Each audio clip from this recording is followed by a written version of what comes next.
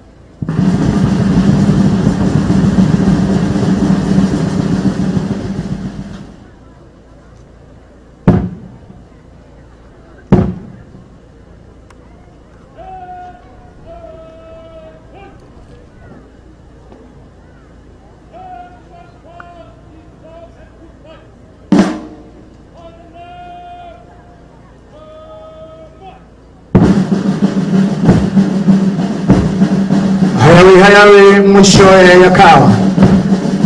Mgeni wetu rasmi Naibu Rais wa Jamhuri ya Kenya, Head Commander, alikuwa ruhusa kuwaleta waliofanya bora zaidi katika vitengo mbalimbali. Kafanya hivyo Mheshimiwa Naibu Rais. Na vile alikuwa ruhusa kulitembeza gwaride katika mwendo wa polepole, mwendo wa slow march kwa lugha ya Kimombo, na hapo baadaye mwendo wa kasi. Hivi sasa gwaride linajiandaa kuja kupeana heshima kwako wakiwa katika mwendo wa polepole. Head Commander si mwingine bali ni Senior Superintendent of Police Bwana Stephen Rono Kipogei. Mgeni rasmi Endi ya Magereza iko chini ya uongozi wake Superintendent of Police Bwana Moses Mbogwa Kamau. Aiongoza bendi mbele kabisa mgeni wetu rasmi Senior Drum Major Sajini Margaret Makambi, akiwa na wenzake Prison Constable Victoria Nashbai na vile Aden Hassan Prison Constable. Anayecheza kwa makuu mgeni wetu rasmi ni Kopro Stephen Mdaya. Karibu mgeni wetu rasmi kwa sherehe za 27 tangu nchi yetu kujinyakulia uhuru. Wenzangu,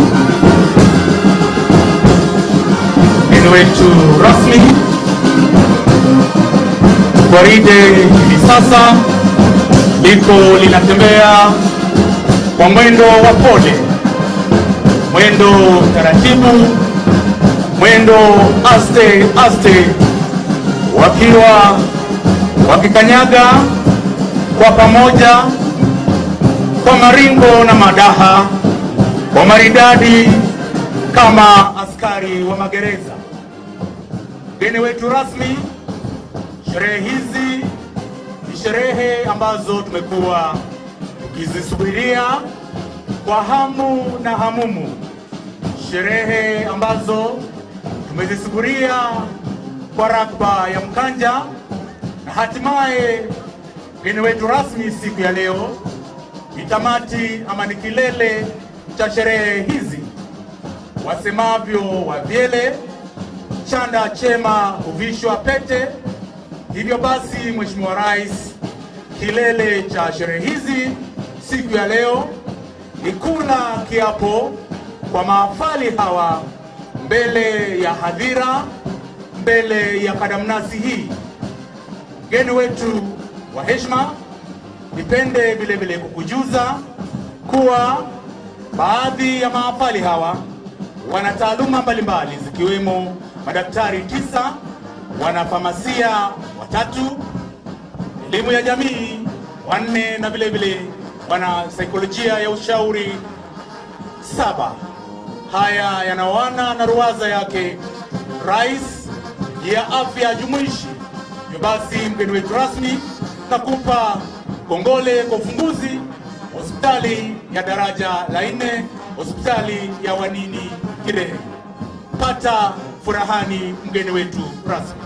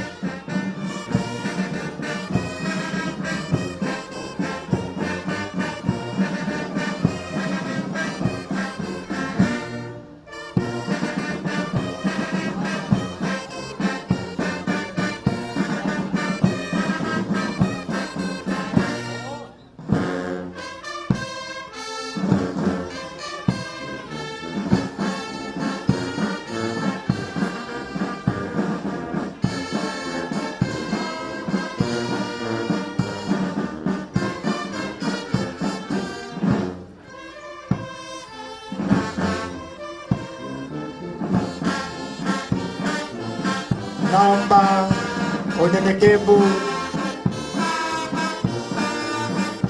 naomba tusimame tafadhali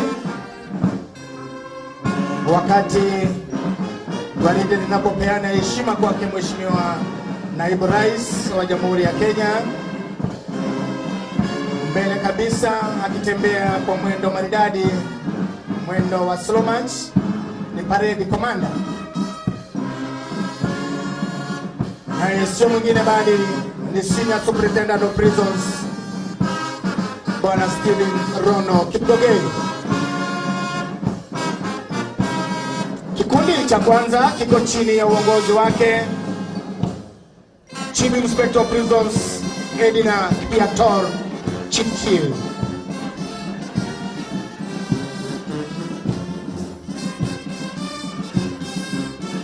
Nyuma ya kikundi cha kwanza ni Sajini Rogers Okwayo.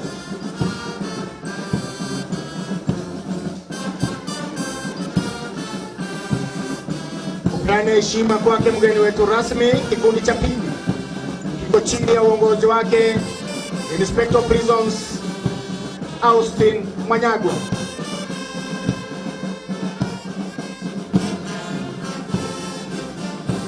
Nyuma ya kikundi ni Sajini Joyce Satin. Kufunga nyuma ya gwaride mgeni wetu rasmi ni Parade Adjutant Ben Rogers Kisimbi. Asante, naomba tuketini tafadhali.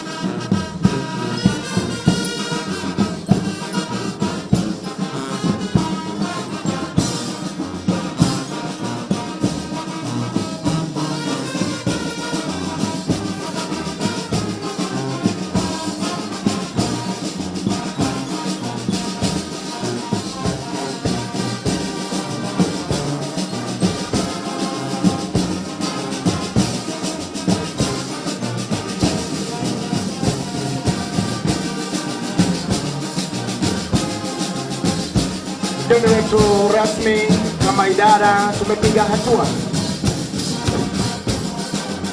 Shule ya kwanza ya mafunzo ya wanamagereza ilianzishwa mnamo mwaka 1940 kule industrial area kule Nairobi. Ilipotimia mwaka 1954 shule kahamia kule Kamiti. Mgeni wetu rasmi, tungependa kukufahamisha kwamba askari Mwafrika hakuwa anaruhusiwa kuvaa viatu. Kule Kamiti alikuwa anafanya mafunzo yake akiwa amekanyaga chini. Mwenye alibahatika alikuwa anavaa kara na kufunga patisi kule chini mguuni. Ilipotimia mwaka 1964 shule ikahamia, baada ya kupata uhuru, shule ikahamia kule Nairobi West, ambapo sasa askari aliruhusiwa kuvaa suruali nusu. Na kule mafunzo yaliendelea hadi mwaka 1984 ambapo shule ilihamia hapa. Jina la kule Kindiki college ilikuwa inajulikana kama Her Majesty Warders Training School, lakini hivi sasa shule inajulikana kama Prison Staff Training College. Karibu, tumepiga hatua na tukiona tunang'ara sasa. Karibu mgeni wetu rasmi.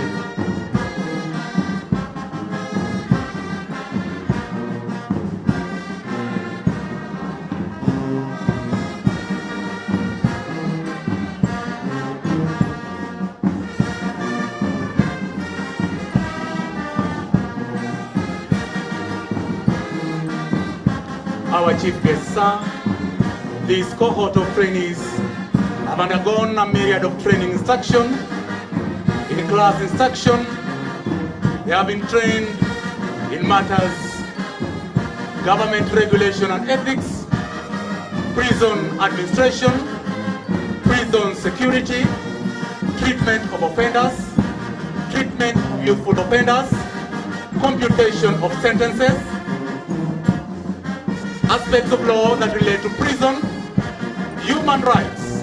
They have also been taken through communication. They have also been taken through research methodology in the faculty field instruction.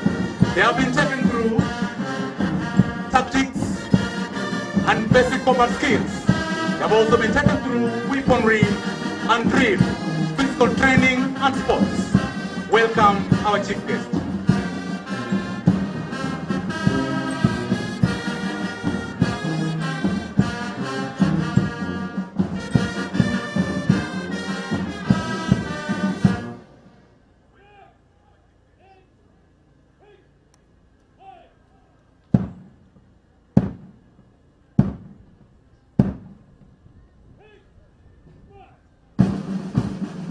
Basi hivi sasa mwendo umegeuka kutoka kwa mwendo wa polepole, mwendo wa slow march, na hivi sasa gwaride linatembea katika mwendo wa kasi.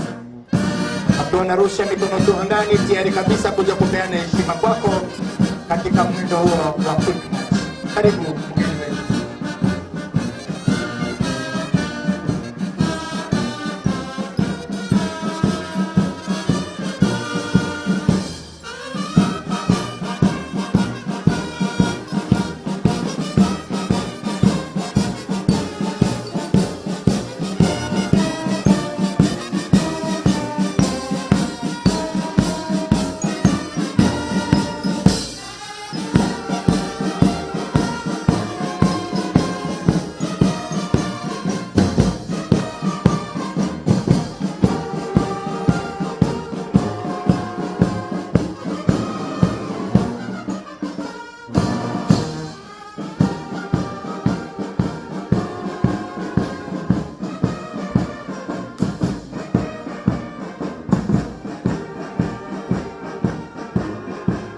Mgeni wetu wa heshima, kazi ya askari ni kazi inahitaji jitihada, ni kazi inahitaji uadilifu.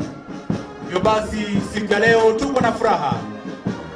Maafisa hawa, maafali hawa wanaamka asubuhi macheo kabla jua kuchomoza na kulala machweo jua lituapo. Ni kazi inahitaji kuwa ange masaa 24 kwa ange siku 7 za juma. Hivyo basi siku ya leo tutawapa vile vile kongole wakufunzi ambao wamepata kufanikisha hafla hii siku ya leo. Tazama na furahia kwata hizi mgeni wetu rasmi.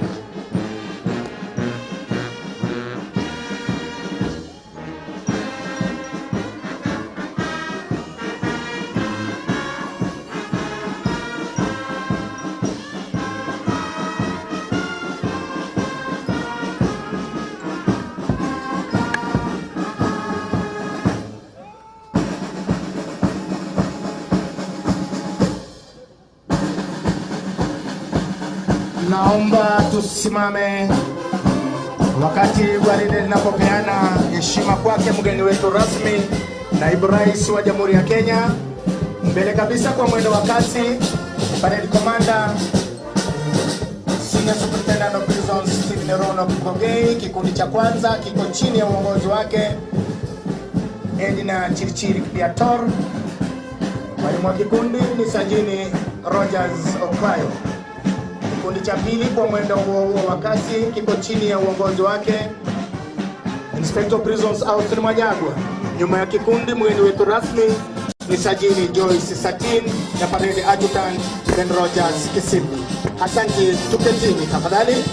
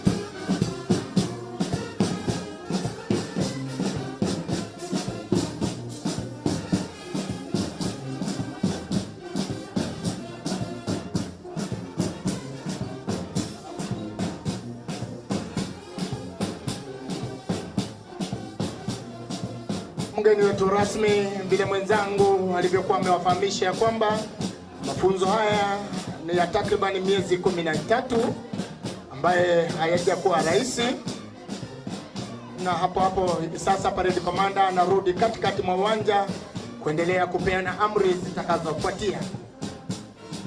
Basi nilikuwa nawafahamisha kwamba mafunzo yao hayajakuwa rahisi. Kuna wakati kama daktari anashangaa ni kwa nini una shout na mko na yeye anakuuliza why you shouting,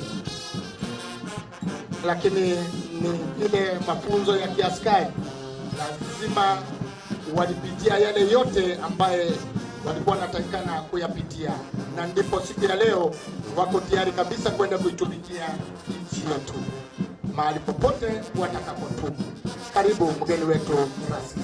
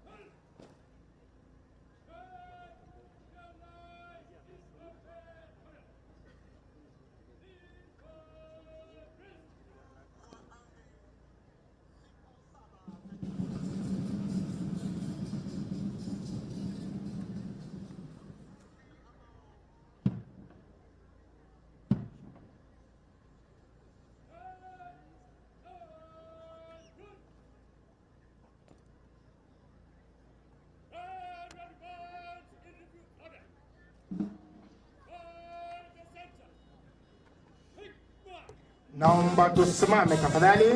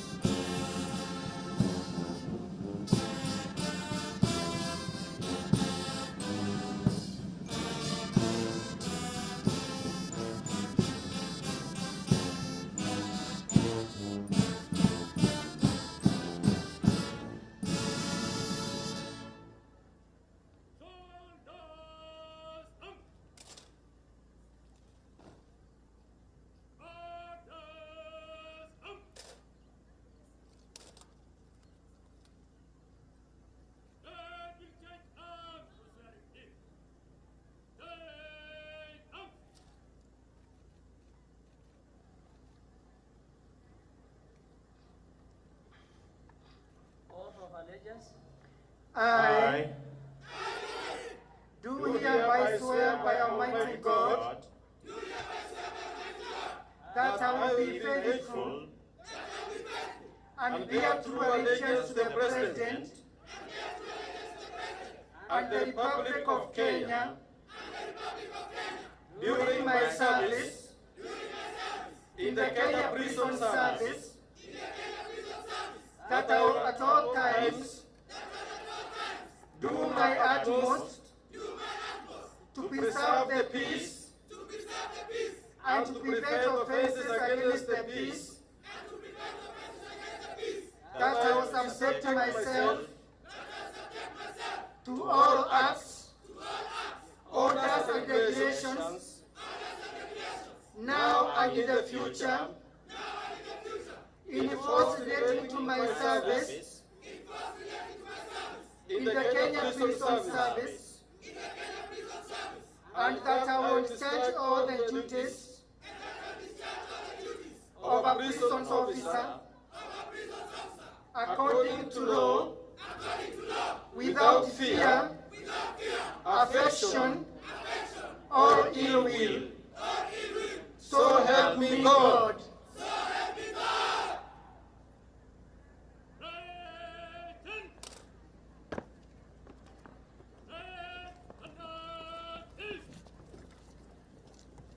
Asante, tuketini tafadhali.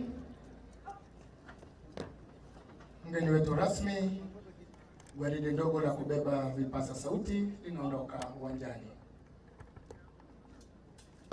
Asante sana wachungaji wetu kwa kutuongoza kwa kiapo cha utiifu. Mheshimiwa Naibu Rais wa Jamhuri ya Kenya, Profesa Kindiki, Waziri wa Usalama wa Ndani na Utawala wa Taifa, Mheshimiwa Onesmus Kipchumba Murkomen, Katibu Mkuu wa Huduma za Urekebishaji Tabia Daktari Salome Biako, Kamishna Mkuu wa Magereza Bwana Patrick Arandu, Kamanda wa Chuo cha Mafunzo ya Askari wa Magereza Senior Assistant Commissioner General Prisons Bwana David Kirundo, wageni waalikwa, wazazi, mabibi na mabwana. Hivi sasa ni wakati wa hotuba. Kwa ruhusa yako mgeni wetu rasmi, nitamkaribisha mkuu wa chuo hiki cha magereza Bwana Commandant kuendelea na ratiba iliyo mbele yetu. Karibu sana sana.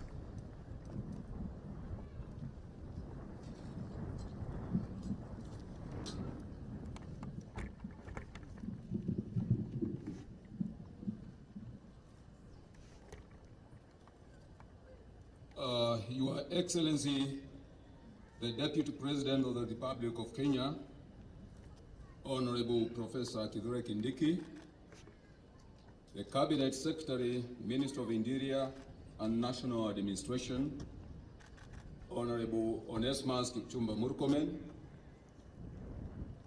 the Principal Secretary, State Department for Correctional Services, Dr. Salome Biako, and all other PSS present, the Commissioner General of Prisons, Mr. Patrick Arandu, senior government officials present, parents and the families of the graduating cadet officers, distinguished guests, ladies and gentlemen. Your Excellency, it gives me great pleasure to welcome Your Excellency to the Prison Staff Training College in Ruiru for this important occasion of the 27th Cadet Officers Pass-Out Parade and the commissioning of the Wanini Kireri Level 4 Hospital. Your Excellency, today we celebrate the achievement of 36 cadet officers who have successfully completed their rigorous 13 months training program, which included both theoretical and practical training, as well as attachments in various prisons across the country. The training has equipped them with knowledge, skills, discipline, and professional values required to serve in the Kenya Prison Service. I am confident that they are now ready to take up their responsibilities and serve the nation with integrity, loyalty, professionalism, dedication, and commitment. Your Excellency, sir, it is now my great pleasure to welcome the Commissioner General of Prisons, Mr. Patrick Arandu, to deliver his remarks and thereafter guide us through the next segment of the program. Thank you, Your Excellency. Commissioner General.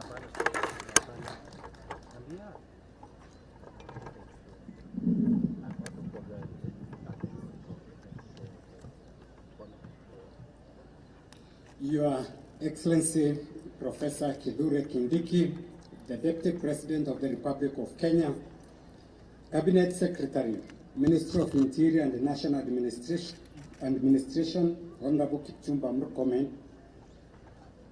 Principal Secretary, State Department for Correctional Services, Dr. Salome Biako, PS Interior,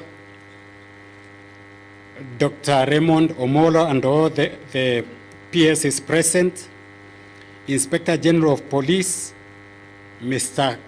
Kanja, and all the service commanders here present and their representatives, the Chair of the National Police Service Commission, Vice Chair, Public Service Commission, senior government officials present, the Regional Commissioner, CSICs, and all other officials graduating today, parents and guardians, valued partners, distinguished guests, ladies and gentlemen.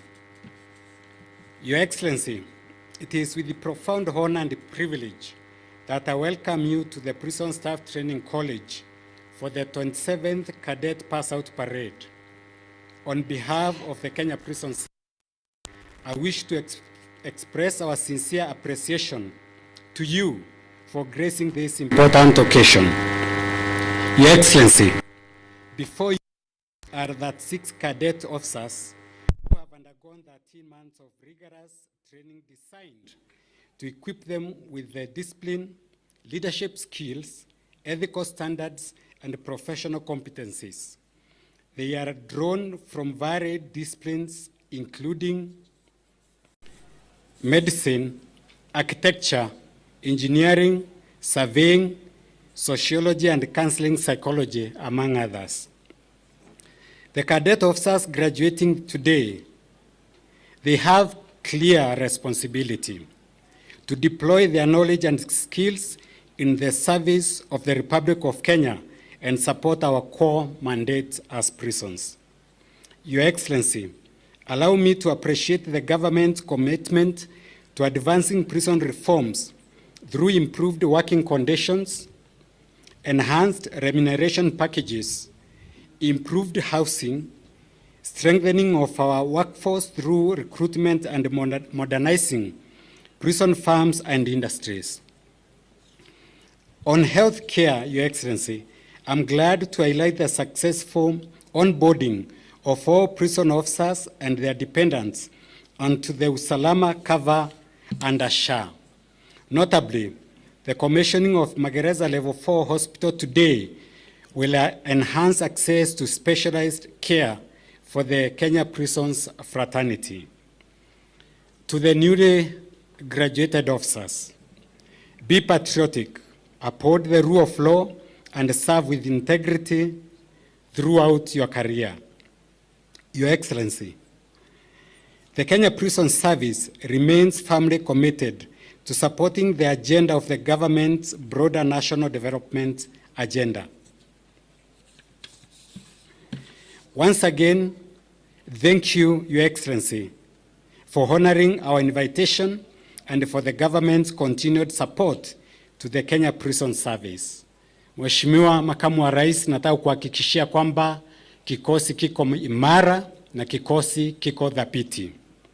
It is now my humble duty to invite the Cabinet Secretary, Ministry of Interior and National Administration, Honorable Kipchumba Murkomen, to make his remarks and continue with the program. Honorable CS.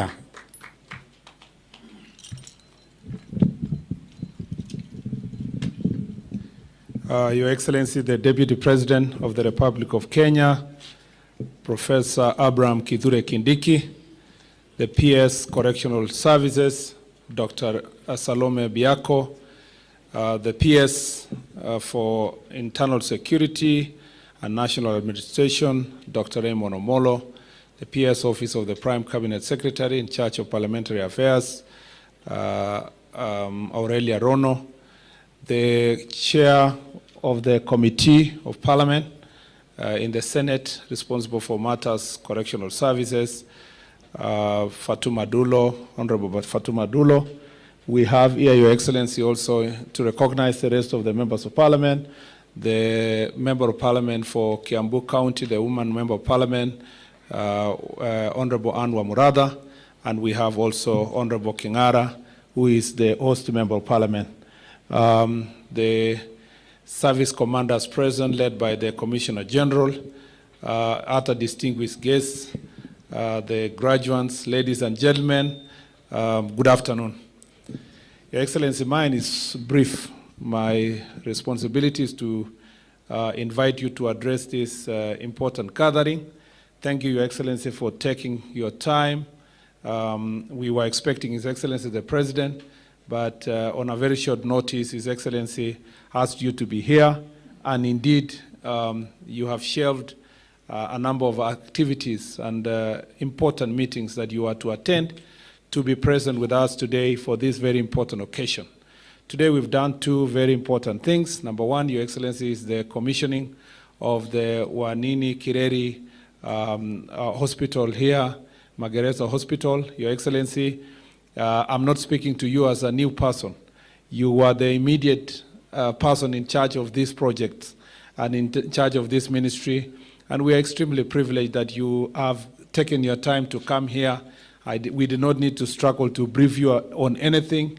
You laid a very firm foundation under the bottom-up economic transformation agenda, assisting His Excellency the President as the Cabinet Secretary responsible for Interior and National Administration.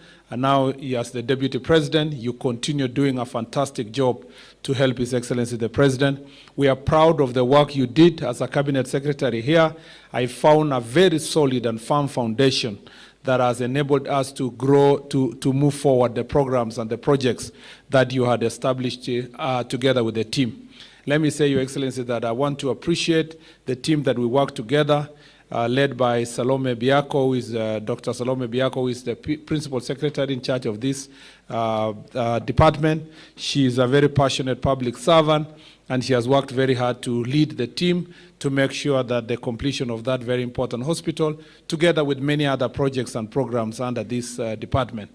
I'd like to thank also our Commissioner General, Mr. Patrick Arandu, for his leadership of leading the Kenya Prison Service and making sure that we continue our transformation agenda that was commenced soon after this administration was established. Your Excellency, we are on track. There was the task force that was established by His Excellency the President on reforms in the National Police Service, the Prison Service, and the National Youth Service. Your Excellency, we are on track. Everything we are doing, including what you are doing today here to graduate these officers, is part and parcel of those reforms. Your Excellency, earlier this year, we graduated about 3,800 officers, constables, Your Excellency, that were trained as part and parcel of that program. And I will request Your Excellency that going forward, this is institutionalized so that we know every year that we are replacing the number of officers that are retiring or are actually exiting for any other reasons, including natural attrition. Number two, Your Excellency, is to say that in terms of programs, you saw the hospital. This is very magnificent. We want to thank the Department of Health. We want to thank also KDF, who are represented here, Your Excellency, today, for the work they did in the construction of, this program, and the Ministry of Health through the equipment programs that have ensured that this hospital is properly equipped. We now believe that we will have closer partnership with the members of public. As you may have seen in your tenure here, prisons is fairly neglected as a department because citizens think that that is a place to take people to go and punish them and to take the bad people. And they even think that those bad people should be kept in the prisons itself. But Your Excellency, you have seen that through programs like this healthcare, through farming, through commercialization program, we have better interaction with the society, with the public, and it enables us and gives us the opportunity as ministry and as a people to explain to the people of Kenya the importance of having a working correctional service that is not a place for punishing offenders, but actually correcting them and making sure that as they get out there, there is no higher cases of recidivism because of the programs that we have here. We want to have prison services that are going to do the work that is going to change the people that come here and become better citizens when they exit. The last, Your Excellency, is let me just congratulate you. Since you became the Deputy President, you have carried out the professionalism that you showed as a Cabinet Secretary Interior to the office of the Deputy President. Now the office of the Deputy President is more dignified, it is respected, it is engaging. You have really properly assisted His Excellency the President in the delivery of the service of the office of the President in a very dignified manner. And we want to say that as a ministry, we will continue supporting you and the President, and you to make sure that the remaining part of the programs in the next 1 year are completed so that as His Excellency starts a new term together with you after next year's elections, we will be having now newer program to upscale the issues we have promised the people of Kenya to the next level. We want the Prisons Department to be part of the conversation of the vision beyond 2030 so that we modernize our programs, we improve our equipment, we make sure that this service is properly contributing to the development of our country. Otherwise, Your Excellency, I'm very happy. You know, in Senate, I was your deputy, Your Excellency, and I know your work ethic. I was looking at us today here, and it was very interesting. When you exited that office to become from the majority leader seat, and I occupy that office, I learned a lot from you. And my deputy is also here, who is the chair of the Committee of Security. So the Lord works in mysterious ways, and you can see from one way or another, we keep getting this opportunity to serve Kenyans. And we want to promise Kenyans that we'll continue serving them with dignity, with honor, so that then the people of Kenya can get value for money for the resources they give us to serve them. Without much ado, it is now my greatest pleasure and honor, Your Excellency, to invite you to address this auspicious gathering. Welcome, Your Excellency. Asante. Asante sana waziri. Naomba tupigie Waziri Murkomen makofi kidogo. Please be seated. I want to appreciate all the dignitaries present, our Cabinet Secretary Kipchumba Murkomen, responsible for Interior and National Administration, PS Dr. Salome Biako Mohia, PS for Correctional Services. I have also seen other PSs here, PS Raymond Omolo for Interior, and PS Aurelia Rono for the PCS Office and Parliamentary Affairs. I would like to appreciate colleagues from the two houses of parliament who are here. Senator Fatuma Dulo, representing the Security Committee in Senate. I've seen the MP for Ruiru here, Simon Kingara, and the women rep for Kiambu County, Anne Wamuratha. Let me appreciate also the service commanders present, starting with the host service commander, Patrick Arando, for the Kenya Prison Service, and other service commanders here, all their representatives from KDF, National Police Service, the IG is here, and the DIGs. I have seen the chair of the National Police Service Commission also here, and the vice chair of the Public Service Commission, and all the other guests. I appreciate you. Good afternoon. Graduates, ladies and gentlemen, every cadet, and I want to say that I am reading the remarks of His Excellency President William Ruto, President of Kenya and Commander-in-Chief of our Kenya Defense Forces, who has asked me to come and represent him here today in this pass-out parade and the other ceremonies that we have just finished of opening the Level 4 Hospital, Magereza Level 4 Hospital. Graduates and all distinguished guests, ladies and gentlemen, parents, every cadet who marched into this parade ground today did so as an individual. In a few moments, they will march out as officers of the Republic entrusted with authority over the liberty of fellow citizens.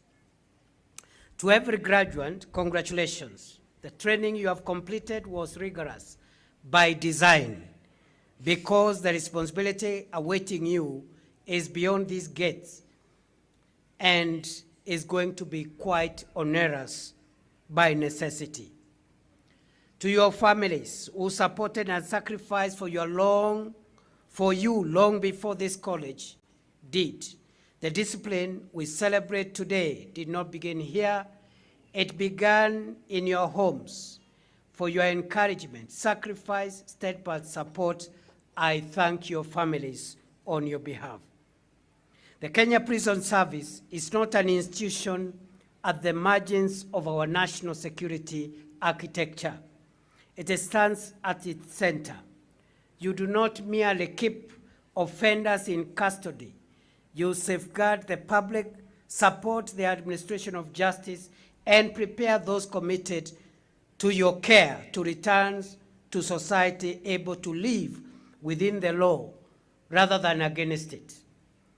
These responsibilities are becoming more demanding. Radicalization, organized crime, cybercrime, trafficking demand new knowledge, new capabilities, and new tools.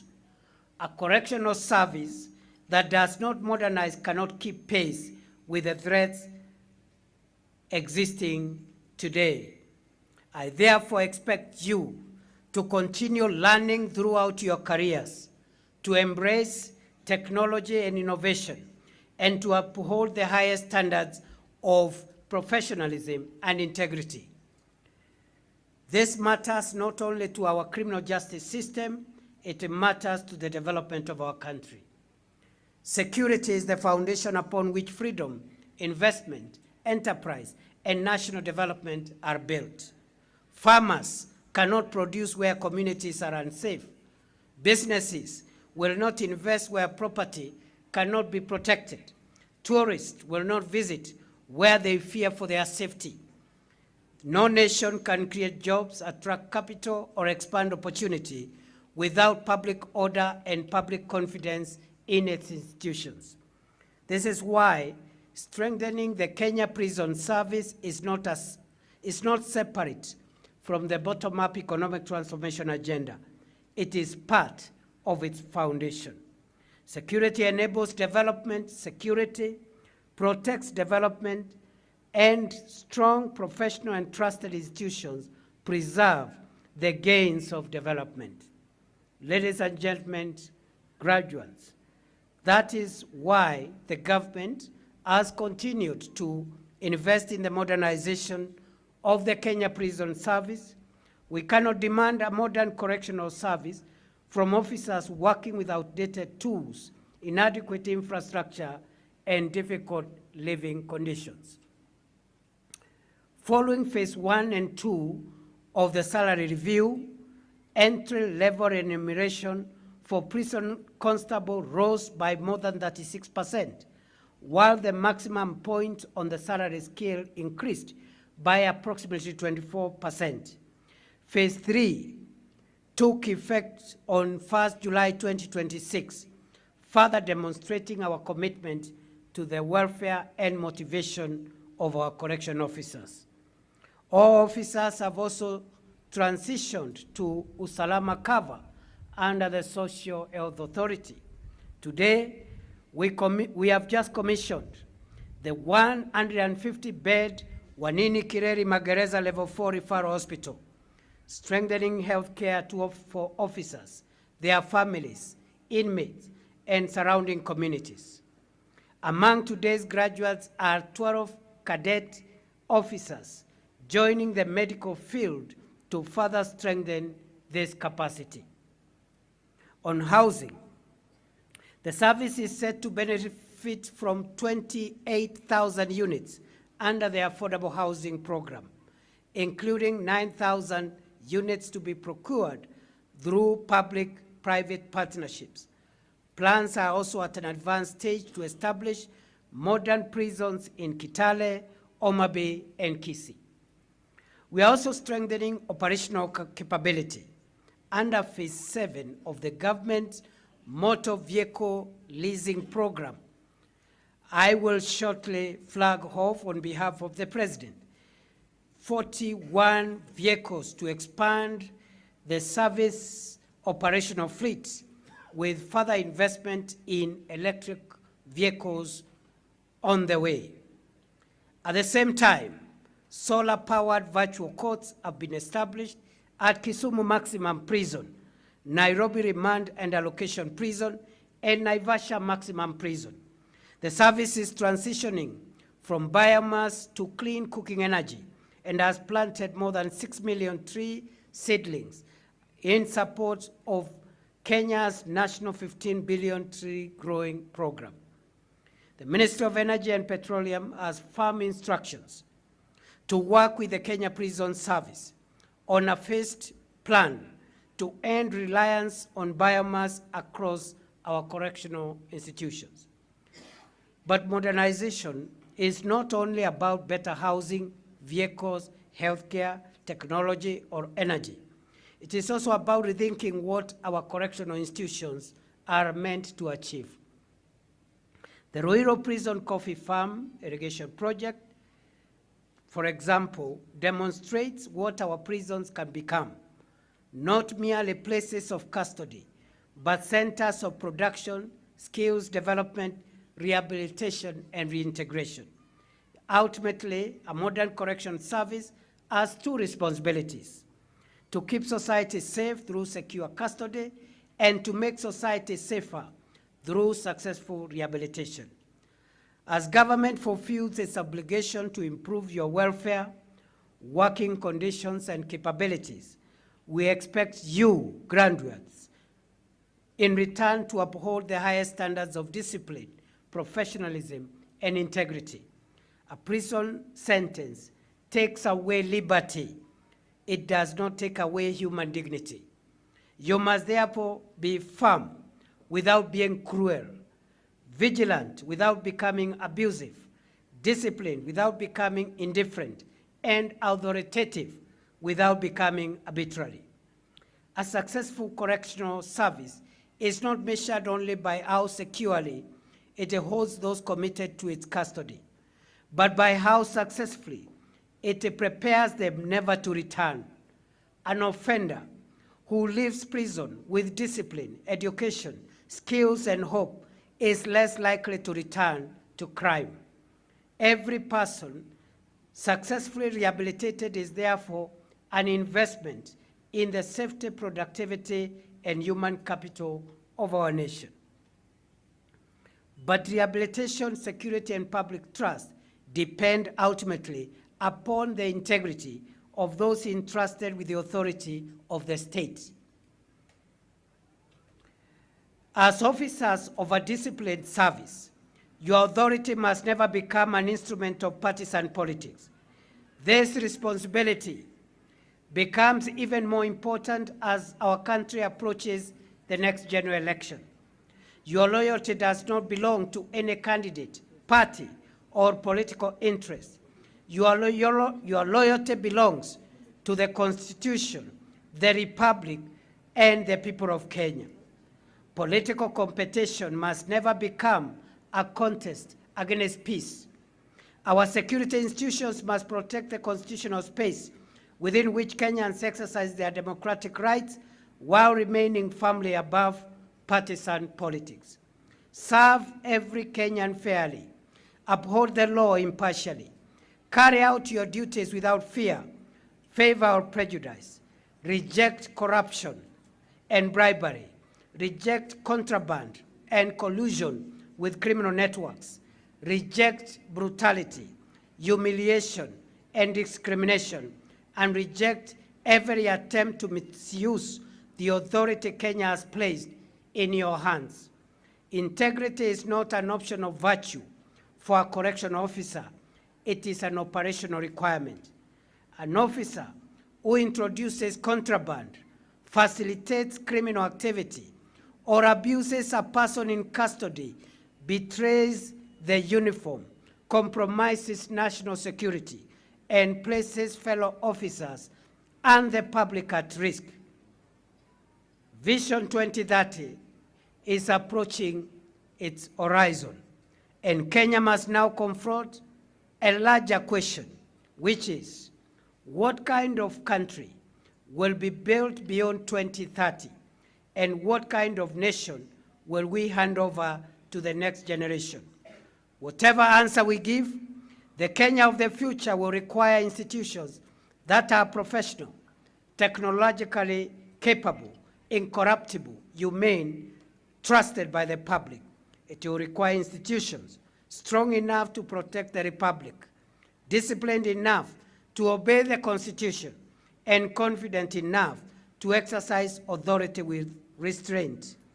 The Kenya Prison Service has a firm place in that future, not at its margins, but among its foundations. Graduates, today, the Republic places its trust in you. From this day forward, your conduct will determine whether the uniform you wear inspires confidence or fear, whether the service earns public trust or loses it, and whether the men and women placed in your custody return to society hardened by prison or prepared for a second chance in life. The true measure of your career will not be the uniform you wear, the rank you attain, or the authority you exercise. It will be the safety you protect, the trust you earn, and the lives you help to restore. Carry the dignity of your uniform with honor. Carry the authority of the state with restraint, and carry the Constitution in your heart wherever you serve. God bless you. God bless the Kenya Prison Service. God bless the Republic of Kenya. Thank you. President William Ruto, President of the Republic of Kenya, Commander-in-Chief of the Kenya Defense Forces. Thank you very much. Asante, naomba tusimame wakati gwaride linapopeana heko kwake mgeni wetu rasmi.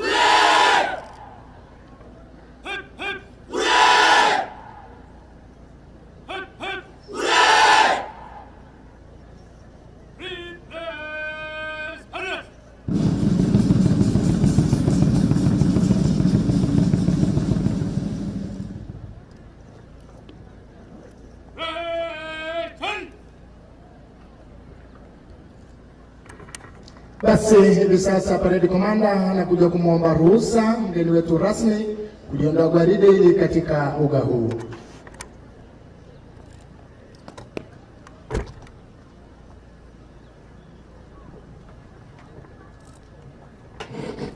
Your Excellency, bear confirmation to marshal the parade is not time, sir. Permission granted.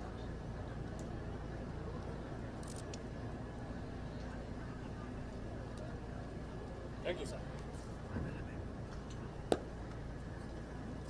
Asante, tuketi tafadhali naomba.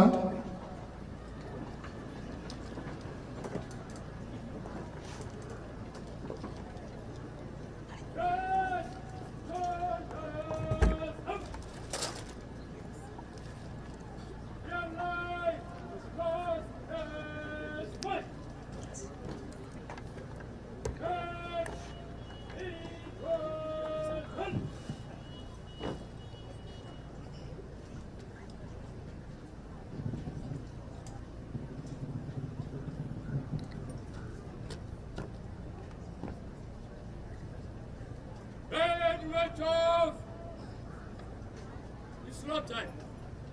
We are due test by the left, the right. Naomba tusimame wote. Hivi sasa mgeni wetu rasmi, naibu rais wa Jamhuri ya Kenya, wanapiga kwa heri tayari kabisa kwenda kutumikia nchi yetu popote watakapokuwa. Hawa ni maafisa tuwachana kabisa katika idara ya magereza, hapa wamekula kiapo mbele yako, wako tayari kabisa kwenda kuitumikia nchi yetu mahala popote watakapokuwa. Sasa watu wanatembea wawili wawili, wanapiga saluti ya mwisho tayari kabisa kujiunga katika magereza mbalimbali. Basi kwa mengi zaidi, mwenzangu wanaomata tunapenda kumaanisha mgeni wetu rasmi miongoni mwao kuna wale ambao watafuzu ambao watastaafu mwaka 2022 wako na muda wa kutumikia nchi yetu. Your Excellency, today marks the culmination of the rigorous, serious, and intellectual training for this cohort of professional cadets. And today, Your Excellency, we have been commissioned. We are now ready to serve the various senior institutions across the nation. Today, they march forward with pride, expressing unity in motion. Today, we are sworn to uphold the rule of law and the Constitution and to give back to the great Republic of Kenya. Once again, thank you, our Chief Guest, for accepting to come and be the Chief Guest in this momentous and auspicious occasion.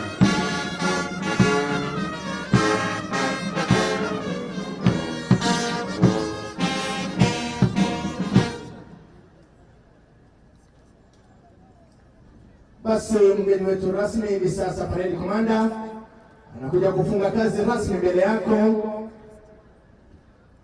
Baada ya kufanya kazi nzuri, Senior Superintendent of Prisons na Steven Rono Tungojei, naomba tusimame tafadhali anapopiga saluti ya mwisho, vile vile kufunga kazi rasmi mbele yake mgeni wetu rasmi.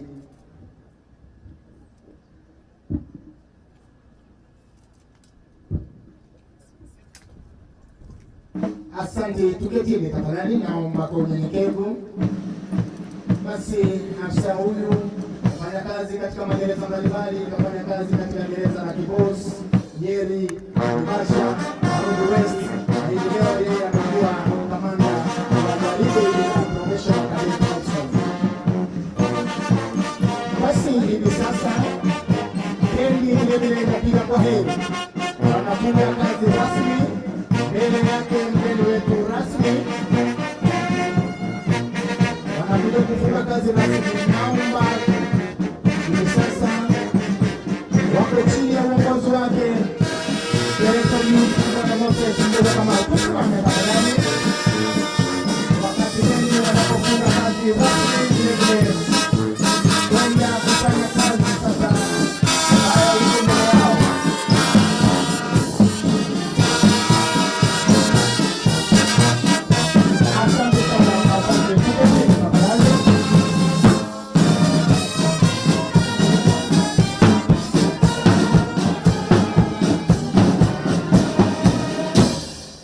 imekuwa ni siku ya furaha, siku ambayo tunaisahau hivi karibuni baada ya kupata professional cadet officers ambao wataitumikia nchi yetu kwa miaka mingi. Ndio rasmi tunaingia katika burudani la pili kutoka kwa Prison Square, kwaya ambayo ilianzishwa mwaka 1976.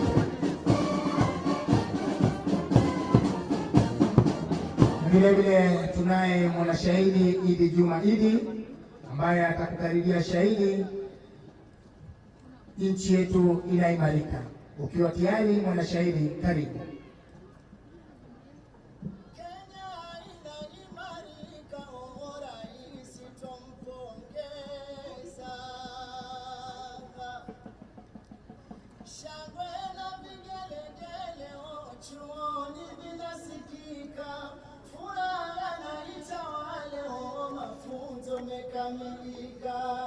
Tumeshafika kilele, mgeni kajumuika. Kenya inaimarika, rais twampongeza. Naibu rais mchapakazi, karibu mgeni wetu, unafanya nzuri kazi, anawiri nchi yetu. Kati wachoma ya mbuzi, wambie kwa bibi yangu. Kenya inaimarika, rais twampongeza.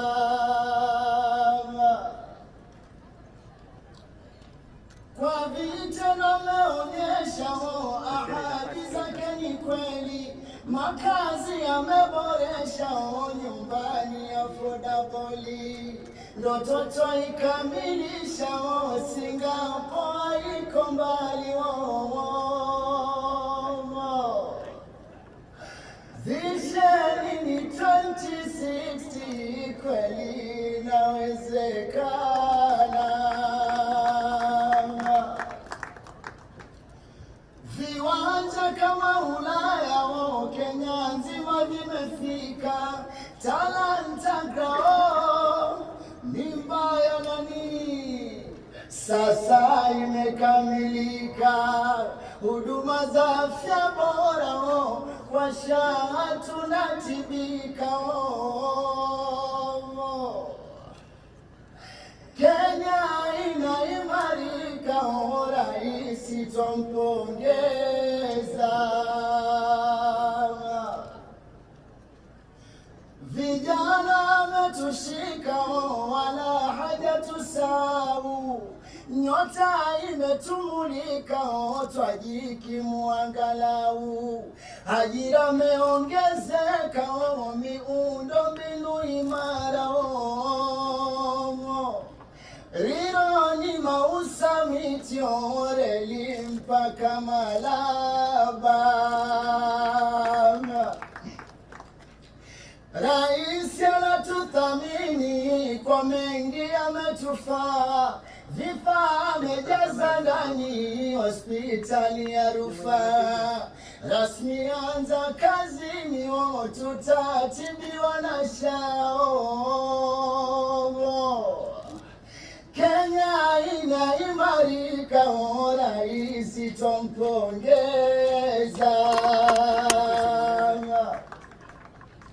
Ametuweka pamoja, magari tofauti, lengo lake Kenya moja, ukabila hautaki. Tuishi bila vioja, Kenya yetu iwe fiti. Kenya inaimarika, rais twampongeza.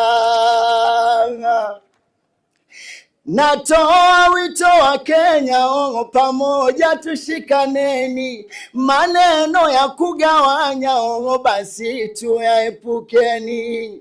Sote tuijenge Kenya, ya upendo na amani. Kenya inaimarika, rais twampongeza. Tamati, I finish the end of my poem. I am going to city. Thanks for your time. We really appreciate you until next forum.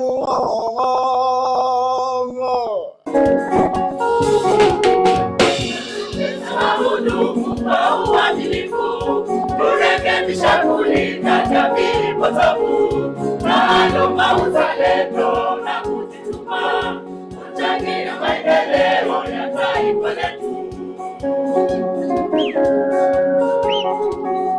Maafisa wahudumu kwa uadilifu, kurekebisha kulinda jamii potofu, taaluma, uzalendo na kujituma, kuchangia maendeleo ya taifa letu. Karibu chuo chetu cha magereza, hongera rais, kazi nzuri unayofanya, nakuombea heri njema na nguvu, tujenge Kenya pamoja tusonge mbele. Karibu chuo chetu cha magereza, hongera rais, kazi nzuri unayofanya, nakuombea heri njema na nguvu, tujenge Kenya pamoja tusonge mbele.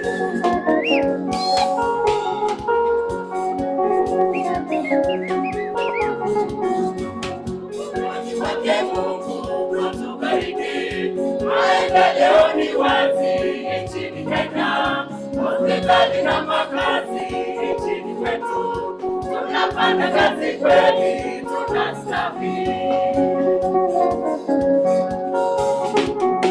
Shukrani kwake Mungu atubariki, maendeleo ni wazi nchini Kenya, hospitali na makazi nchini kwetu, tunafanya kazi kweli, tunastawi.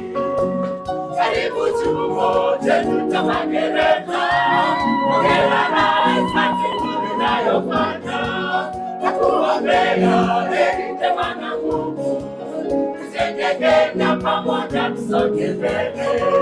Karibu chuo chetu cha magereza, hongera rais, kazi nzuri unayofanya, nakuombea heri njema na nguvu, tujenge Kenya pamoja tusonge mbele.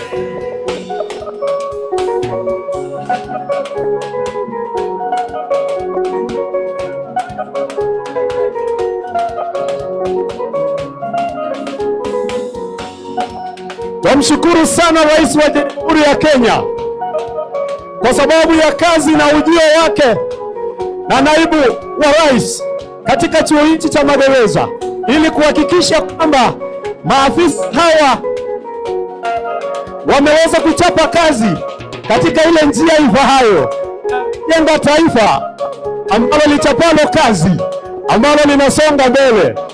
Yes. Naipenda sana Kenya yangu, ndipo sana furahia kuitwa mwana Kenya. Hey. Naipenda sana nchi yangu, sana furahia kuitwa. Na sisi tupende kazi yetu, ndipo sana furahi kuitwa magereza. Yes. Na sisi tupende kazi yetu, ndipo sasa tufurahi kuitwa magereza. Naipenda nchi yangu, ndipo sana furahia maisha amani. Asante sana, naona naipenda nchi yangu, ndipo sana furahia kudumisha amani. Akiwa ameandamana naye waziri wa usalama wa ndani na vile vile kamishna jenerali. Ni vyema kuipenda nchi yetu. Tunapopenda nchi yetu jameni, tunachapa kazi kwa uaminifu.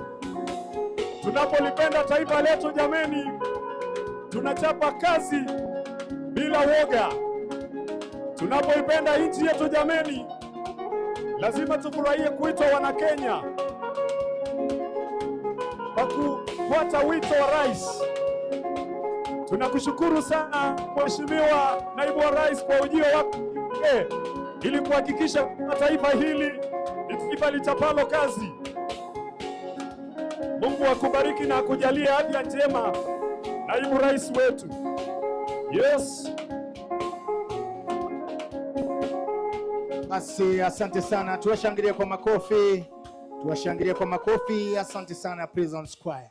Mgeni wetu rasmi, naibu rais wa Jamhuri ya Kenya, wageni waalikwa, tunajiandaa kupata picha ambayo tutabaki nayo kwa miaka na mikaka. Basi naomba mwenzangu kutufahamisha nani ndiye ataandamana naye mgeni wetu rasmi kwa picha. Karibu mwenzangu. Asante sana Bwana Tika.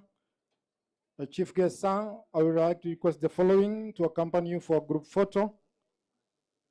Deputy Commissioner General of Prisons Administration, Deputy Commissioner General of Prisons Technical, the Commandant General National Youth Service, the Chief Conservator Forests, Deputy Inspector General Admission Police Service, the Deputy Inspector General Kenya Police Service, the CDF Representative Major General PK Limo, the Commandant Prison Staff Training College, Commissioner General of Prisons, the Inspector General of Police, National Police Service Commission Chairperson, Kiambu Women Representative, Area MP, Chair,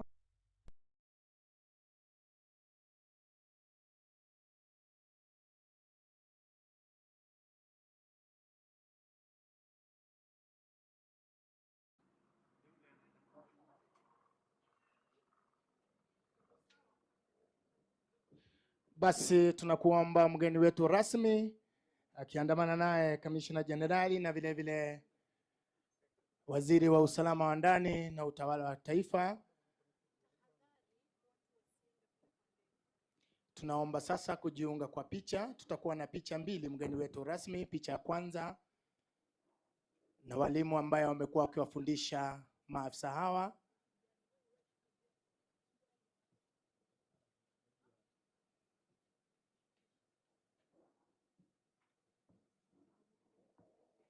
Alafu picha ya pili itakuwa na cadet officers ambao wamefuzu muda mfupi uliopita.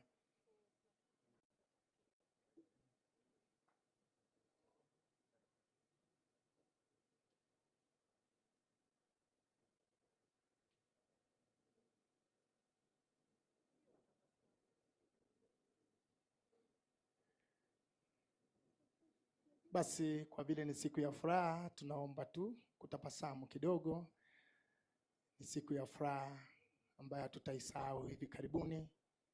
Tunaomba DJ chini kwa chini.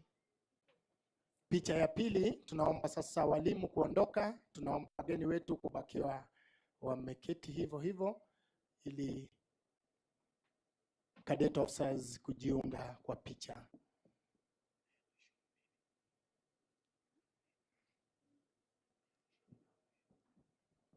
DJ chini kwa chini. asante sana mgeni wetu wa heshima.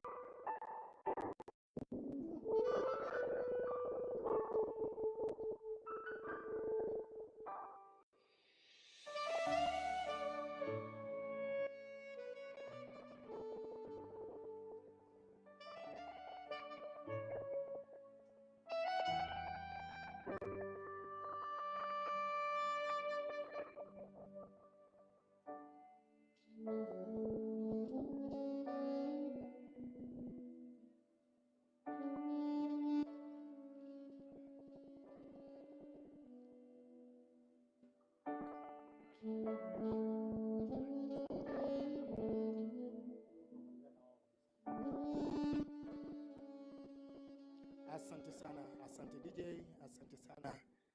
Hivi sasa mgeni wetu rasmi atazungumza kwa kifupi sana na cadet officers.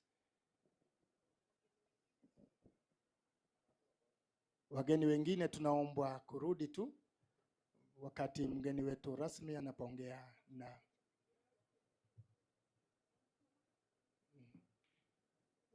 tunaomba wageni wetu kutulia hapo. Tunaomba wageni wetu kutulia hapo.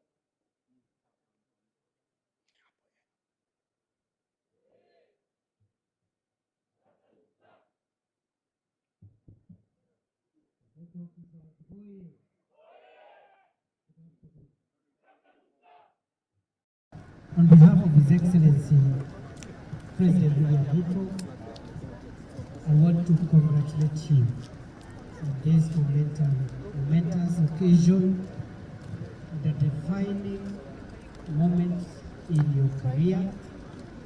I want to thank you for the many hours of discipline, focus, and the dedication that has brought you this far. Secondly, I want to bring the greetings and the congratulations of His Excellency the President. He wishes you well in your career. And he has pledged that his administration will do everything possible to continually improving on your welfare, on your equipment, and everything else that is important for your growth and your efficiency. We wish you well. You have what it takes to take charge and contribute towards a modern prisons and correctional services culture. You have the information and you have the right support from the commanders, right from the Commissioner General of Prisons. Therefore, you have no reason why you should not succeed. Ministry of Interior, also through the State Department of Correctional Services, will support your commander to make sure that everything the service requires in terms of policy, in terms of resources, is availed. And therefore, mine is just to encourage you and charge you to go out there and make a difference, contribute, make a mark. And the sky is the limit. Anything is possible.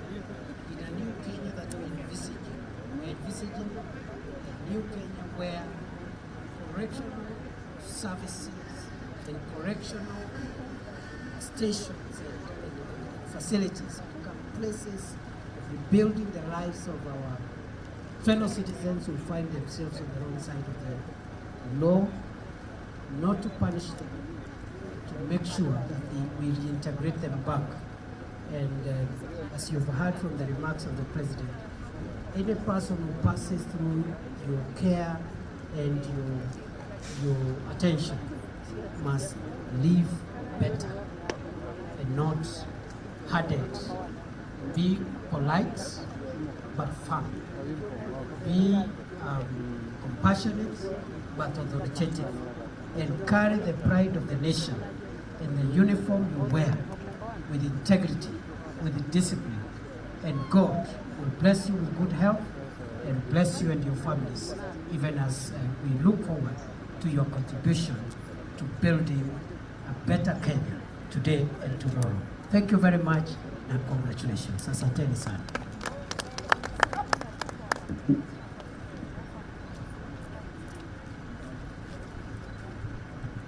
Asante sana, tunakuomba sasa.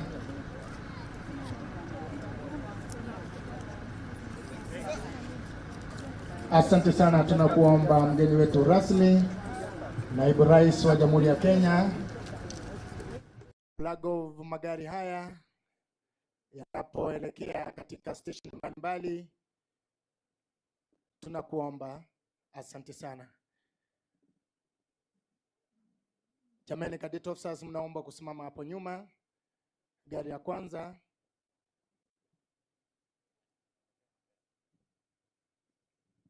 Hili gari mgeni wetu rasmi litaelekea kule Mandera. Linapopita mbele yake mgeni wetu, jameni, tupige makofi, makofi. Makofi, makofi mazuri. Asante. Gari hilo Mheshimiwa Naibu Rais litaelekea kule Mandera. Kuna lile litaelekea Rachonyo, kuna lile litaelekea Kisii, Naivasha. Jameni, makofi, makofi, makofi.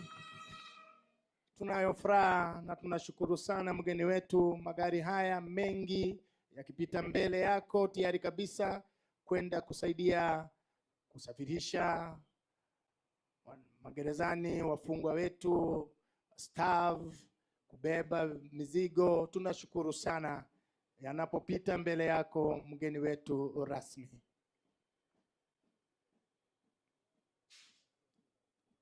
Basi imekuwa ni siku ya furaha. Hivi sasa mgeni wetu rasmi, tunakuomba kwa unyenyekevu, umeandaliwa luncheon na kamishna wetu generali. Tunakuomba karibu kwa luncheon. Karibu sana. Basi tunashukuru wote waliofanikisha shughuli hizi.